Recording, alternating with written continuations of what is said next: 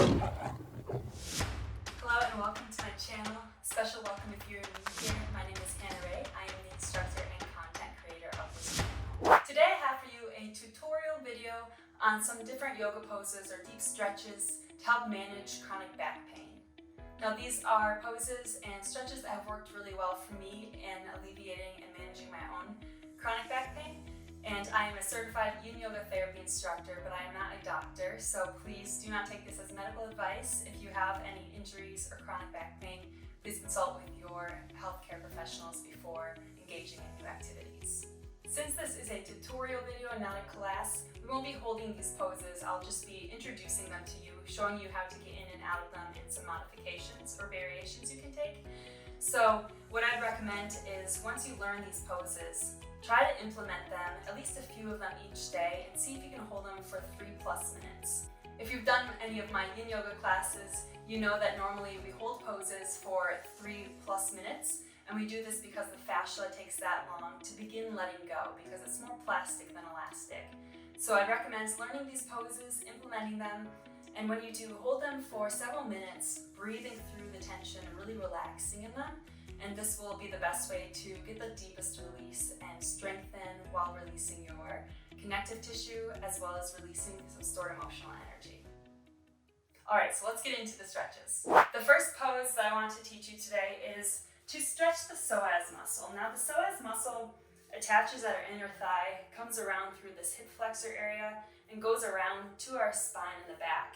And because of the way that this muscle goes, when we are sitting a lot or we do a lot of leg flexions or running, hiking, anything where you're lifting that leg a lot, what we're doing is really tightening up this muscle, causing a shortening of it. So this is maybe why sometimes if you sit for a long time, it can really hurt to stand up in your low back afterwards. And I would really recommend anyone with low back pain to definitely make sure that they target this area and stretch it really well. So the first way that we're going to do this is by starting in tabletop. Make sure that those hips are aligned above the knees and the shoulders above the wrist. Then we're going to step forward 1 foot. And first we're going to start with about a 90-degree angle in that front and back leg. Here with all of our lunge variations, it's going to be really important to make sure that you have the proper alignment with your hips. So we don't want our low back to be curved in like this. We want to pull the belly button to the spine, pressing those hips forward, tucking them under. So we have this straight alignment through the core here. Our core is engaged. So now we're going to interlace our hands on top of that front knee. Take an inhale, making sure that alignment is good. And as you exhale, press those hips forward as you begin to round through the upper back, tucking your chin toward the chest. And here, feel free to move those hips forward or back slightly, squaring them off, noticing how this changes maybe the target area or the sensation you feel. And we always want to be taking those micro adjustments, playing around with poses, finding how the pose speaks to our own bodies, because we all hold tension in different ways. So that is our first pose to really stretch that psoas here. The next thing we can do, and you can use a block for this if you need it, or anything you have around that in place of a block. For the next one, we're going to maybe move that foot a little further forward if you can, stretching a bit deeper through this hip flexor. Again, keeping those hips tucked though. If you use a block, your right hand can go on that, or whichever leg is in front, that hand. And then we're just gonna reach over, opening the chest up to the side. And again, maybe play around with how you lean here, noticing how this changes the area being targeted.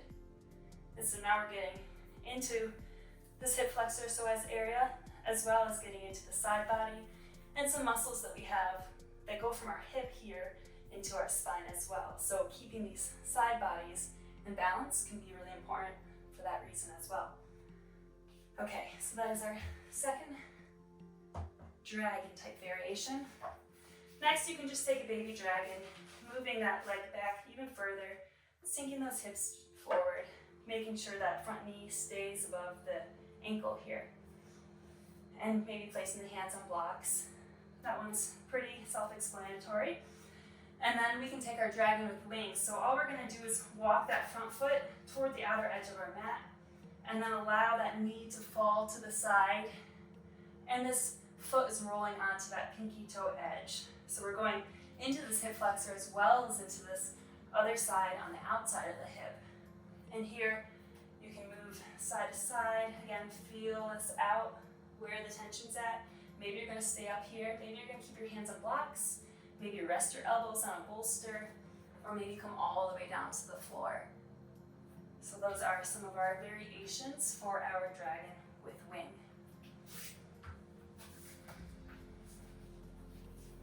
All right, next we are going to do our caterpillar pose. So we're going to start just sitting at the back of our mat, finding a tall spine. Now, if you find that it's hard to sit up tall and you have some rounded out low back here, then you're going to want to find something around your house. It can be a bolster, a rolled blanket, pillow. I use a thick rolled yoga mat.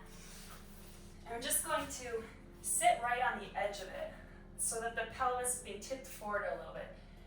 And this is going to help keep that low back straight, make it easier to get a more effective stretch.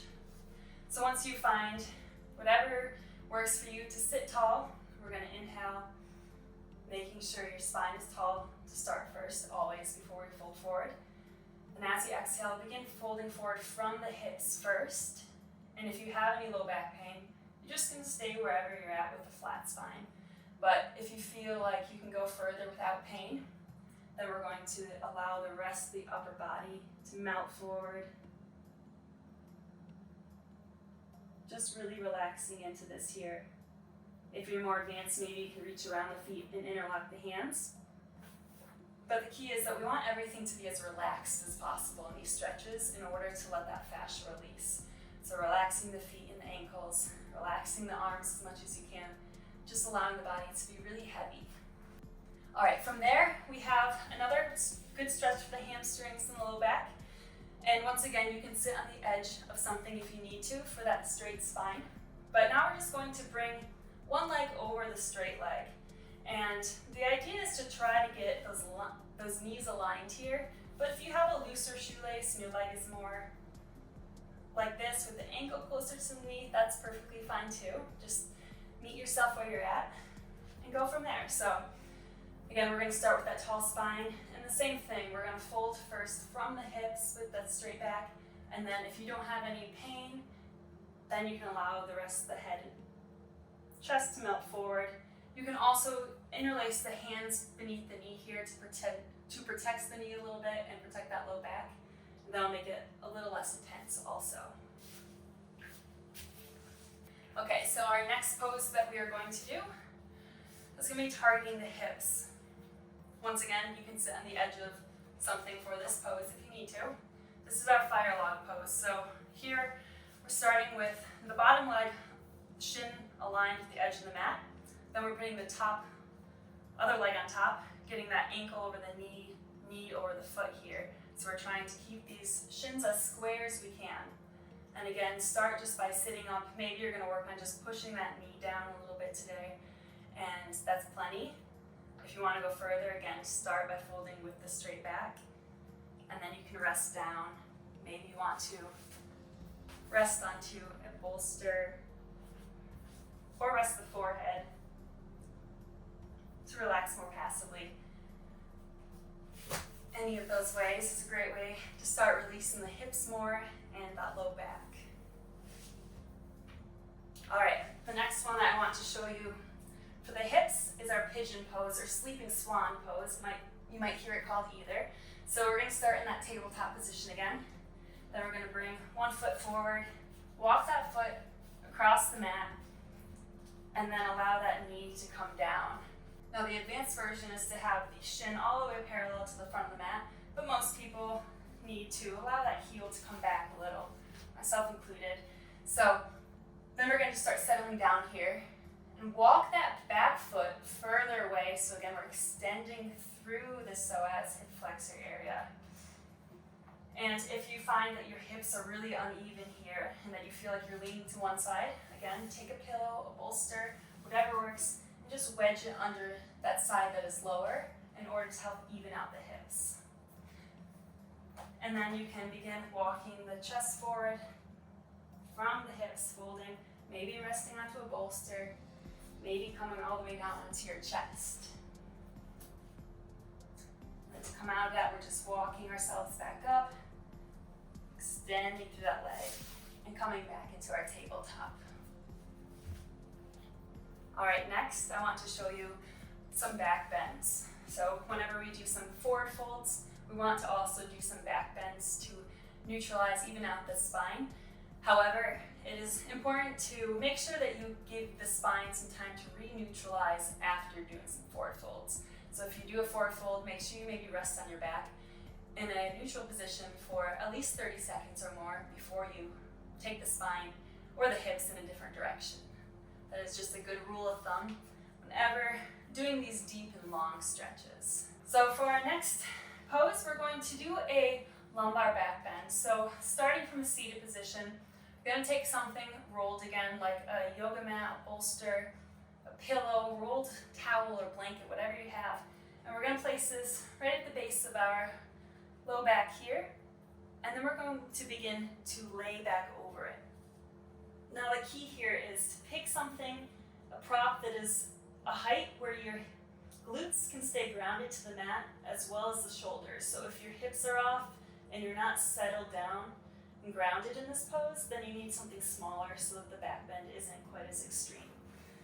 Then in this pose, I like to take a butterfly back bend, so just bringing the soles of the feet together and allowing the knees to fall away to the sides. This is going to open through the groin and hips, and it also feels really good on the low back with this back bend, or at least I think so. And here I like to extend the arms overhead as well, just since we have our arms by our side so much during the day. This is a great opportunity to just open through the chest and the shoulders as well. So to come out, just bring the knees back together, maybe turn onto your side, and make your way back up. Now the second back bend I want to show you is a thoracic back bend, so for our upper spine, and this pose is called a resting fish. So for this pose, you'll need a prop. I really like to use a block for this. So if you don't have a block, you could use a thick book or anything else. You can also use a bolster for this, and I'll show that too. But if you use a block, you're going to turn at any height that works best for your body. I recommend starting lower and then working your way up if you feel like you're able to. So I'm just going to keep it this way for this tutorial. And then we're going to try to get this right between our shoulder blades.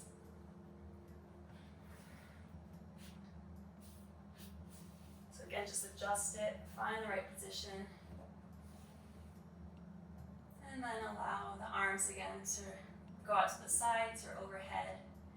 If you have any neck pain, or this is a bit too much on your neck, then place a pillow or bolster under your head for a little extra support. And here you can have the legs just extended. I normally keep them extended for this one, or I do the triangle legs if I want to do an inward rotation with my hips. So for that, we just bring the knees together and walk the feet out to the sides, allowing the knees to really be heavy on each other here. Now this pose is really great for opening up the chest and the shoulders. This is one that I used to do about 10 minutes a day while I would meditate, and it drastically helps me to improve my posture and bring my shoulders back after a lot of years of running tired. So I definitely recommend that one, especially if you have pain or discomfort in the shoulder blade region. All right, one more back bend that I want to show you that we don't need props for is our melting heart. And this one's gonna get through the whole back really. So again, this is really important. Make sure those hips stay aligned above the knees here. And then we're going to begin walking the hands forward, allowing the chest and forehead to come towards the mat. And you can take a peek back and make sure that those hips are still up above those knees, because it can be easy to start to lean forward as we do this. Now, if it's really intense, again, you can take a bolster, your prop, whatever, and place it under your chest so you can rest onto it a bit more. And this will make it quite a bit easier. You can also place a block or a prop under the forehead.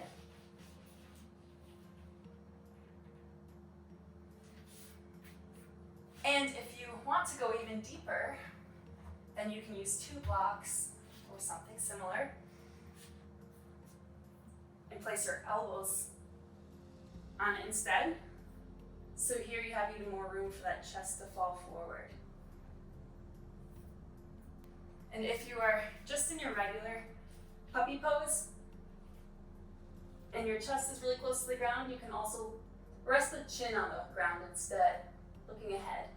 And that will make it a bit more tense also. So to come out, we just walk the hands back up, coming back into our tabletop once more. All right, so the last thing I wanted to show you today is a few different twist variations. So twists are a great way to decompress that spine. Again, kind of work the spine in multiple directions too. So for this, we'll have different variations. We're going to start on our back. Make sure that spine is in a neutral position. Then the first variation we have is to just bring the knees up to a 90-degree angle. Arms can be cactus at the sides. And as you exhale, allow them to drop to one side. You can place the hands on those legs to hold them if you want. And then look over the opposite shoulder, so we're completing the twist here. So that is version one. The second version we have is keeping one leg extended. Bring that knee into your chest. And then as you exhale, bring that knee across your body. Again, looking over the opposite shoulder. And with all these twists, really be sure to make sure. And with all these twists, be sure that your shoulders are staying grounded to the mat, that they aren't lifting up. If they are lifting up, then maybe you need a prop under the leg so that the twist isn't quite as deep and pulling that shoulder up as well. The last twist variation we have is our twisted roots, and this is my personal favorite. For this, we're going to bring one leg over the other, and if this is as far as you can go today, that's fine, but see if you can get that foot around the ankle as well. So we're getting a double twist with our legs here. And we're going to take an inhale. As you exhale, allow the legs to follow the direction of the bottom leg. And again, look over the opposite shoulder. While we're here, the higher that your knees are to your chest, the more intense it'll be. If you lower those knees down, that'll ease up on it as well. And to come out, we just untwist, releasing the legs. All right, so those are all of the suggested poses that I have today for managing chronic back pain.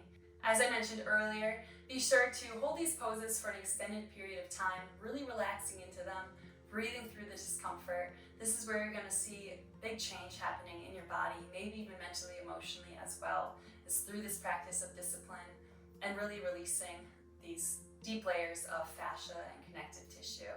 If you don't have a lot of time to do all these stretches every day, then just pick a few to do each day and really commit to the minimum that you can commit to for sure. So if that's 5 minutes, then maybe pick 1 or 2 poses that you're going to do each day and go from there. As always, be sure to listen to your body, knowing the difference between pain and discomfort, allowing your body to guide you through these poses, not the ego. So there you have it. Those are my favorite poses for managing chronic back pain. I hope that you enjoyed this video and found some of these tips helpful. If you did like this video, please be sure to give it a thumbs up and subscribe. These are 2 of the best ways to help support this channel and help my content rise to the top, since yoga and my topics that I cover are very competitive on YouTube. Thank you again for tuning in today, and I will see you soon, my friends. Namaste.